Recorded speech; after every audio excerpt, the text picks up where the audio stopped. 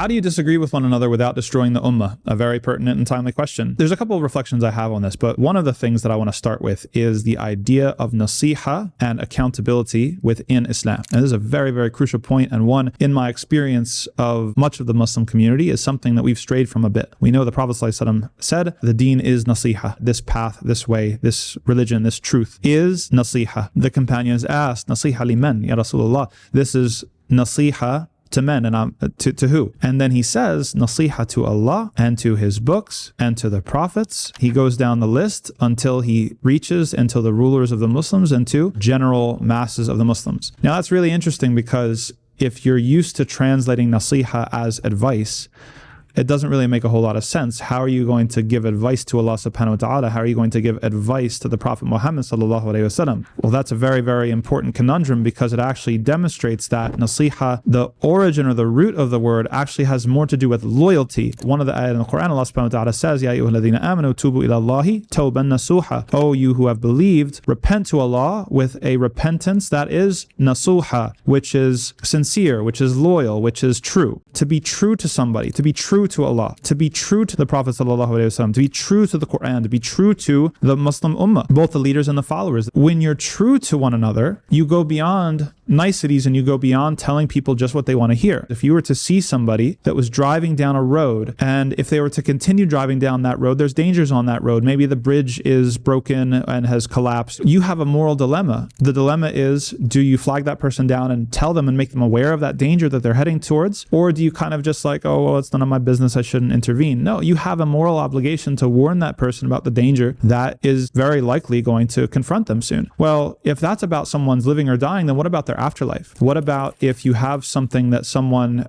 believes that is just plain wrong? And it's not to be crude about it, but you know, you can have ihsan. It's not to say that you have to go and confront everybody and you be that kind of like nosy in your business person, but in the broad scheme of things, in the grand scheme of things, you have an obligation, if you're really loyal to that person, if you're true to that person, to let them know, to try to help them, to try to make them aware of what they're not seeing. And that's really, really important, because everybody has to be accountable to that, both on the side of advising one another, because it is actually an indication of your sincerity, whether you would actually go out of your way to advise someone, versus if you have a lack of loyalty or a lack of sincerity to other people, then you would just be quiet and let them go destroy themselves. Now, when we say this, okay, well, how does this play into sectarianism and sectarianization? We really need to define this, because unfortunately, I think a lot of people misunderstand sectarianism, a term that I use, which is sectarianization, that things can be further sectarianized in harmful ways. But we have to define the contours of that, because some people treat sectarianism as simply identifying the boundaries between what this group believes and what that group believes. Other people identify sectarianism as critiquing or refuting another group's beliefs. This is all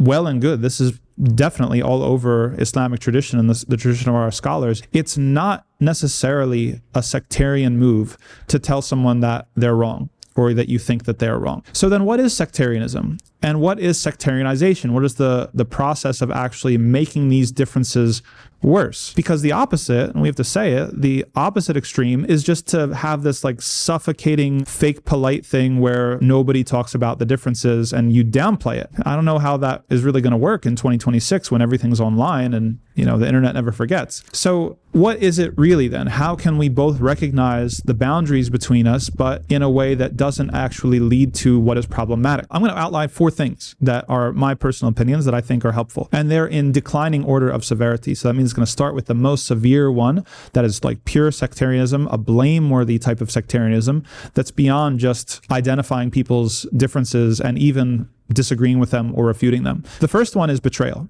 Okay, khiyana, like actual betrayal. Like you are trying to harm another individual or another group of people.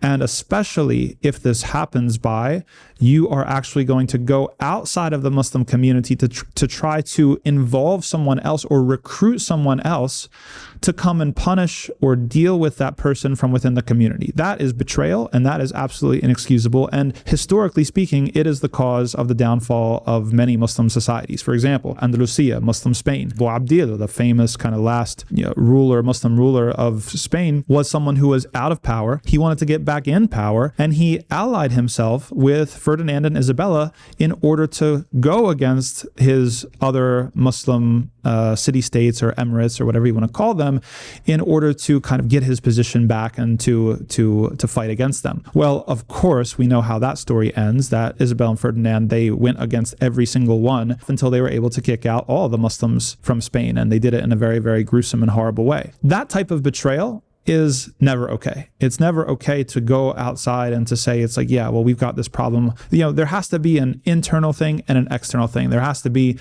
an external wall. If you have a house, there's walls inside of the house. There's even floors. So there's the first floor and there's the basement and there's the attic, and every room is separated by interior walls. Not everything is heaped into one room, and that's okay. But the thickest wall of the house has to be the wall on the outside, the exterior wall, the wall that separates what's in the house from what's outside of the house. Let's just push that metaphor a little bit further. Imagine if someone spends all their time trying to patch up some of the interior walls, but there's a big old hole in the exterior wall. Now you've got bugs getting in, you've got critters getting in, you've got rain or whatever the elements are getting in. It's going to ruin the house. We have to make sure that that exterior wall is super solid, that we should not be going outside. And that could be done in a very dramatic way. We're talking about governments, we're talking about violence and war in the sense that I highlighted earlier, or it could be for validation. Unfortunately, and this has happened in Muslim history, now that we're after 9/11, the discourse of the global war on terror, and you're going to go and try to portray your ideological adversaries, your internal adversaries, as extremists. And we're not talking about people that are actually extremist or hurting people. We're talking about just people that you disagree with. That is betrayal.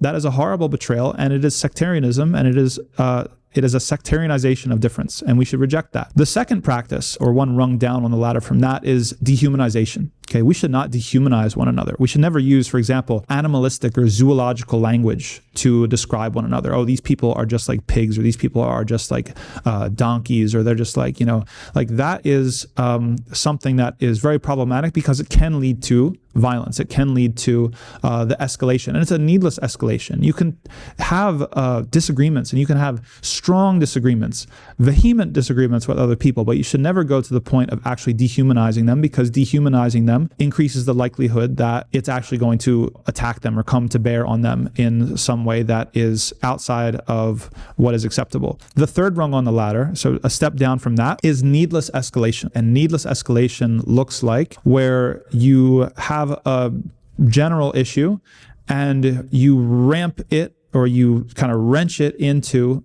making this point against this other group. If you're writing every 10 articles or every 10 videos you do, if 7 of them or 8 of them are just harping on your internal Muslim ideological adversary, that's probably an unhealthy occupation. You're probably a little bit fixated. Now, when it comes to even some of the books in the tradition, we should look critically at some of these, because sometimes we find examples of either a needless escalation. For example, there are fiqh manuals out there in the tradition, it will say that, oh, the prayer behind such and such a person is not valid. In certain circumstances and certain instances, that is a needless escalation of really what is a difference even between two fiqh schools, even between two madhabs. Now you've heightened the stakes of that disagreement to the point where now you're forcing people to be apart.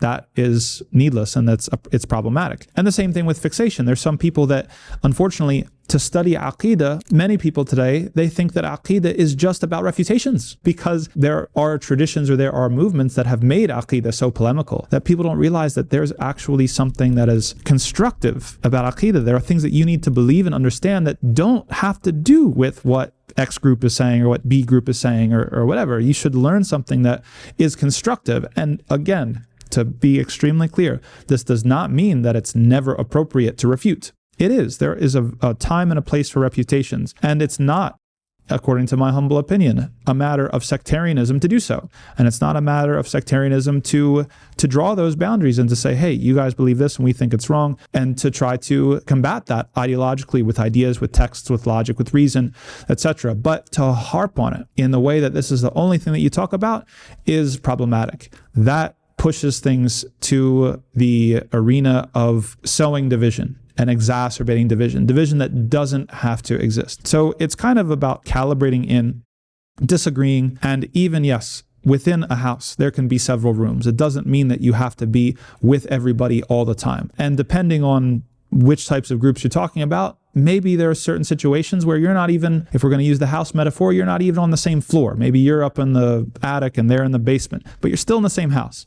It doesn't mean that you have to meet in the hallway with one another. You can be separate. That's not a problem. But when it is needlessly escalated, when it is continuously and obsessively harped on, and especially when it teeters into dehumanization and betrayal, this is blameworthy sectarianism that everybody needs to be very, very careful of.